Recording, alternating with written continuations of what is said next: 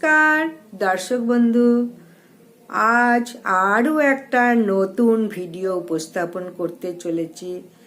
তোমাদের প্রত্যেকের সুখ শান্তি সমৃদ্ধি কামনা করে আমি আমার ভিডিওটা শুরু করব। ওং নমো ভগবতে বাসুদেবায় নমঃ। আজ তোমাদের বলবো যে সিঁদুর এভাবে ভুলেও পরবে না। সিঁদুর পরার সঠিক নিয়ম কি? স্বামীর জীবনে ঘোর অমঙ্গল হতে পারে সিঁদুর পরা যদি সঠিক না হয়। তাহলে আমি এখন সিঁদুর পরার সঠিক নিয়ম বলবো। কোন মন্ত্র বলে সিঁদুর পরতে হয়, কোন আঙুল দিয়ে সিঁদুর পরতে হয়, কোন দিকে মুখ করে সিঁদুর পরতে হয়, বিস্তারিত তোমাদের আমি সিঁদুর পরা সম্বন্ধে বলবো। সিঁদুর হচ্ছে হিন্দু শাস্ত্রের লোকাচার অনুযায়ী সিঁদুর পরার কিছু প্রচলিত নিয়ম আছে। এগুলো মানলে সিঁদুরকে সৌভাগ্য ও মঙ্গলের প্রতীক হিসাবে ধরা হয়। সিঁদুর আমাদের অনেক ধর্মীয় অনুষ্ঠানেও শুভ কাজে এই সিঁদুর ব্যবহার করা হয়। সিঁদুর একটা অতি গুরুত্বপূর্ণ পবিত্র জিনিস।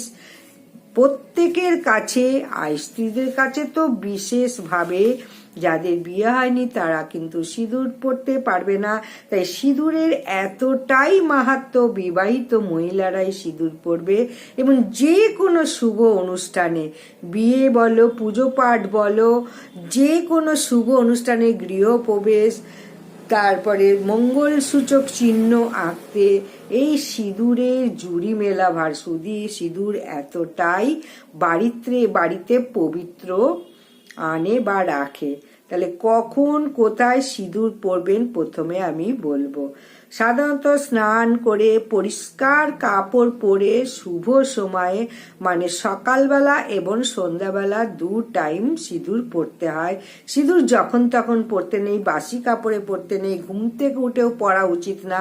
সিঁদুর একটা প্রথমেই বলে দিয়েছি পবিত্র জিনিস, তাই পবিত্র হয়েই সিঁদুর ব্যবহার করো। সিঁদুর পরা শুদ্ধ বস্ত্রে পরাটাই ভালো বলে এটাই ধরা হয়। 5 জায়গায় সিঁদুর দেওয়ার কথা আমি বলবো। প্রথমে কপাল, তারপরে সিঁথিতে, এবং তারপরে কণ্ঠে, গলায় তিলক কাটা, তারপরে শঙ্খে, হাতে যে শাঁখা আছে সেই শঙ্খে লাগাবে, এবং বস্ত্রে, শাড়ি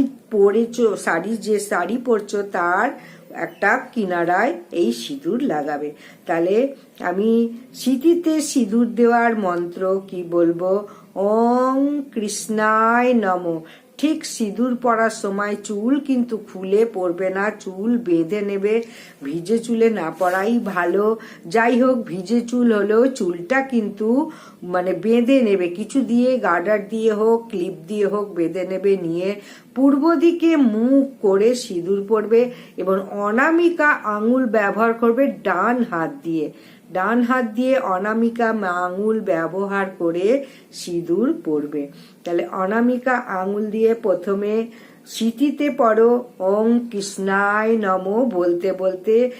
স্বামী দীর্ঘায়ু হয় এবং স্বামী কোটিপতিও হয়, স্বামীর মঙ্গল হয়। যে কাজে যাচ্ছে তোমার ওই সিঁদুর পরা দেখে যদি যায়, সেই কাজ তার সুসম্পন্ন হবে এবং জয়ী হবে, যে কাজেই যাক।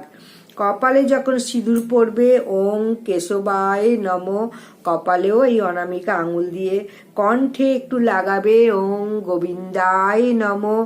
তারপরে নিজের শাখায় লাগাবে, ডান হাতে অনামিকা আঙুল দিয়ে বাঁ হাতে লাগাবে ওং মধুসূদনায় নমঃ। বস্ত্রে লাগাবে, কাপড়ের খুঁটে একটা জায়গায় লাগাবে ওং মাধবায় নমঃ। সমস্ত ক্রিয়াটা করবে কিন্তু পূর্ব দিকে মুখ করে। পূর্ব দিক হচ্ছে উত্তর পূর্ব, এগুলো হচ্ছে দেবতাদের দিক। তাই এইসব দিকে মুখ করে যদি সিঁদুর পরতে পারো অত্যন্ত শুভ, এবং স্বামীর দীর্ঘায়ু, আয় উন্নতিও হবে এইভাবে যদি সিঁদুর পরো। আঙুল অনেক আচার মতে ডান হাতের অনামিকা আঙুল দিয়েই সিঁথিতে সিঁদুর দেওয়া শুভ বলে মনে করা হয়। কারো কারো মতে আবার তর্জনী না ব্যবহার করাই উচিত। অনেকে আবার তর্জনীও ব্যবহার করে, তর্জনী কিন্তু ব্যবহার করবে না। আর কোনটা করা ভুল, ভেজা চুলে বা একেবারে স্নান সেরে সঙ্গে সঙ্গে সিঁদুর দিলে বাস্তুমতে অশুভ ফল হতে পারে বলে বলা হয়। তাই অবশ্যই স্নান করে চুলটা হালকা শুকিয়ে নিয়ে, হাঁচড়ে হালকা শুকিয়ে নিয়ে চুলটাকে বেঁধে তারপরে সিঁদুর পরো। ঝগড়া, শোক বা অশৌচ অবস্থায় সিঁদুর না দেওয়াই শাস্ত্রাচার অনুযায়ী উত্তম বলে ধরা হয়। ঝগড়ার সময় সিঁদুর পরছো, সিঁদুর পরতে পরতে ঝগড়া করছো স্বামীর সঙ্গে বা বাড়ির কারু গুরুজনের সঙ্গে, এটা কখনোই উচিত নয়। কোনো শোক বা অশৌচ হলে সিঁদুর ভুলেও পরবে না।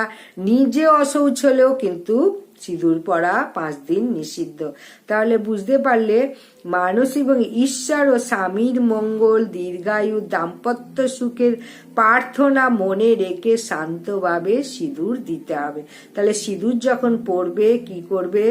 ঈশ্বরের নাম স্মরণ করে স্বামীর মঙ্গল ও দীর্ঘায়ু কামনা করে দাম্পত্য সুখের প্রার্থনা করে মনে মনে শান্তভাবে সিঁদুরটা পরতে হবে। তাহলে সিঁদুর অতি পবিত্র জিনিস, সিঁদুরের মহিমা অপার। তাই সিঁদুরটা যত্ন সহকারেই পরবে। যখন পরবে এই সব মনে মনে চিন্তা করে। সিঁদুরকে কেবল সাজ নয়, পবিত্র দায়িত্ব ও সৌভাগ্যের চিহ্ন ভেবে ভক্তি ভরে ধারণ করাই এটা উদ্দেশ্য। শুধু এটা মানে সিঁদুরটা পরলাম দেখতে সুন্দর লাগলো তা কিন্তু নয়, এর মাহাত্ম্য অনেক। সেইটা ভেবে বুঝে তারপরেই সিঁদুরগুলো পরো। তাহলে কোন আঙুল দিয়ে পরবে সেটা তো বললামই, ভুলেও কিন্তু অন্য আঙুল দিয়ে সিঁদুর পরবে না। আগে স্নান বা হাত মুখ ধুয়ে পরিষ্কার পোশাক পরে তারপরে মন শান্ত করে ভক্তিভাবে এই সিঁদুর পরতে হবে। সিঁদুরের টিকলি ডিব্বা পরিষ্কার রাখতে হবে। সিঁদুরের ডিব্বাটা পরিষ্কার রাখতে, সিঁদুর যখন পরবে কৌটোটা যখন খুলবে ঢাকনাটা আলাদা জায়গায় যেন না থাকে। ঢাকনার উপরে কৌটোটা বসিয়ে তারপরে সিঁদুর পরো। ঢাকনাটা আলাদা জায়গায়, কৌটোটা আলাদা জায়গায় করলে কিন্তু স্বামী ছাড়াছাড়ি হয়ে যাওয়ার সম্ভাবনা থাকে। তাই কখনো ঢাকনার কৌটো আলাদা করে রাখবে না। আলাদা করে রাখলে কিন্তু অমঙ্গল, ঘোর অমঙ্গল নেমে আসে। আর সিঁদুরের কৌটো কখনো খুলে রাখবে না, যেই সিঁদুর পরা হয়ে যাবে সুন্দর করে যত্ন সহকারে আবার বন্ধ করে দাও। ডান হাতের অনামিকা আঙুল দিয়ে অল্প পরিমাণ সিঁদুর তুলতে বলা হয়। অনেক আচার্যের তর্জনী ব্যবহার না করতেই মানা করে। তর্জনী ব্যবহার করা উচিত না। অনেকে যে কোনো আঙুল দিয়ে পড়ছে, কিন্তু তা করলে হবে না। ইচ্ছে হলে মনে মনে ইষ্ট দেবতার নাম বা ছোট মন্ত্র জপ করতে পারেন, যেমন ওং কৃষ্ণায় নমঃ, ওং কৃষ্ণায় নমঃ। অতগুলো যদি মনে নাও থাকে ওং কৃষ্ণায় নমঃ বলতেও পারো, হরে কৃষ্ণ নাম জপ করেও পড়তে পারো। হরে কৃষ্ণ সকলেরই মুখস্থ আছে, অতএব হরে কৃষ্ণ নাম মন্ত্র বলেও এই সিঁদুর পরতে পারো। সিঁদুর অতি পবিত্র জিনিস। পবিত্রভাবে শুদ্ধাচারে, শুদ্ধ বস্ত্রে এবং ঠাকুরকে স্মরণ করে, শ্রীকৃষ্ণ ভগবান, রাধা গোবিন্দ, মাধবকে স্মরণ করে সিঁদুর পরো। মাথায় সামান্য নত করে সিঁদুর সামনের দিকে, কপালের কাছ থেকে ভেতরের দিকে হালকা টেনে সিঁদুর সামনে থেকে ওই ওপর দিকে টানবে, ওপর থেকে নিচের দিকে কখনো টানবে না সিঁদুর পরার সময়। সব সময় সিঁদুর যখন পরবে কপাল থেকে ওপর দিকে টেনে নিয়ে যাবে। মোটা করে বেশি মোটা করে সিঁদুর পরবে না, যত কম করে পারবে সিঁদুর পরবে। সিঁদুর তোমার একটা মাপ আছে যে অতটাই তুমি সিঁদুর পরতে পারবে। তাই সিঁদুর অপচয়ও করবে না, সিঁদুর বড় বড় করে টিপও পরবে না, এত ভর্তি সিঁদুরও মাথায় পরবে না, তাহলে কিন্তু বৈধব্য যোগ খুব তাড়াতাড়ি চলে আসতে পারবে। কারণ তোমাকে ভগবান একটা নির্দিষ্ট পরিমাণ সিঁদুর তোমার জন্য বরাদ্দ করেছে, সেই সিঁদুরটার যদি তুমি অপব্যবহার করো তাহলে কিন্তু তোমার ঘোর অমঙ্গল খুব শিগগির নেমে আসবে।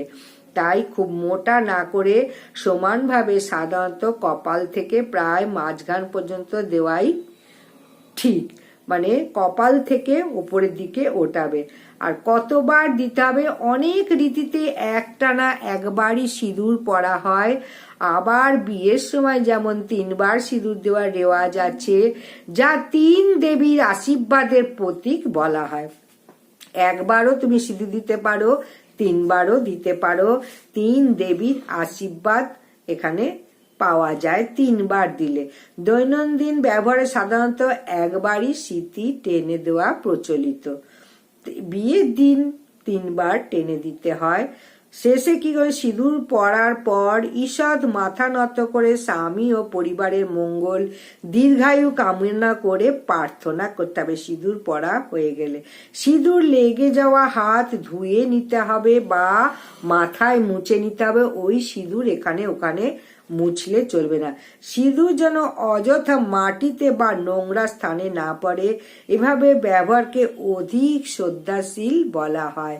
মাটিতে যদি বাই চান্স পড়ে যায়, সেই সিঁদুর কিন্তু কোনো ঝাঁটা দিয়ে মানে ঝাঁটিয়ে দেবে না, একটু সর্ষের তেল দেবে, তারপর একটা কাপড় আনবে, সেই কাপড় দিয়ে সিঁদুরটাকে যত্ন সহকারে মুছে প্রবাহমান জলে ফেলো বা কোনো মাটিতে পুঁতে দাও।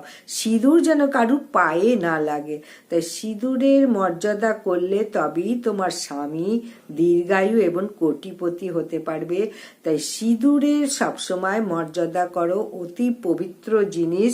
এই সিঁদুর দরজার সামনে যদি কোনো শুভ দিনে স্বস্তিক চিহ্ন এঁকে দাও বা কোনো যজ্ঞের স্থান থেকে সিঁদুর এনে স্বস্তিক চিহ্ন যদি গৃহের সামনে এঁকে দাও, তোমার গৃহ সারা জীবন সুখে শান্তিতে বাস করবে, স্বামীর কল্যাণ হবে, ছেলে মেয়ের কল্যাণ হবে এবং প্রত্যেকে সুখে শান্তিতে বাস করবে। সিঁদুরের এতটাই মহিমা, এতটাই গুণ। তাহলে আজকের মতো বিদায়। আশা করছি ভিডিওটা যদি ভালো লাগে লাইক, সাবস্ক্রাইব, শেয়ার করে দাও। সিঁদুরের মহিমা অপার আজকে তোমাদের জানালাম, আরো পরবর্তী ভিডিও নিয়ে আসছি। নমস্কার।